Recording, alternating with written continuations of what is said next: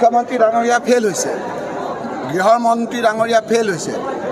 এতিয়া এই স্মাৰ্ট মিটাৰৰ কথাবিলাক তল পেলাবলৈ খুজিছে, জনজাতিকৰণৰ কথাবিলাক তল পেলাবলৈ কৈছে। বিভিন্ন আমাৰ সমস্যাবিলাকৰ এতিয়া আপোনাৰ কাজি পথটো নাইকিয়া কৰিলে, শুকুৰবাৰে এতিয়া নামাজৰ ছুটীটো নাইকিয়া কৰিলে। বোধহয় স্মাৰ্ট মিটাৰ কাজি থকাৰ কাৰণে কৰিব পৰা নাছিল। বোধহয় আমাৰ জনজাতিকৰণটো আমাৰ এই এঘণ্টা সময়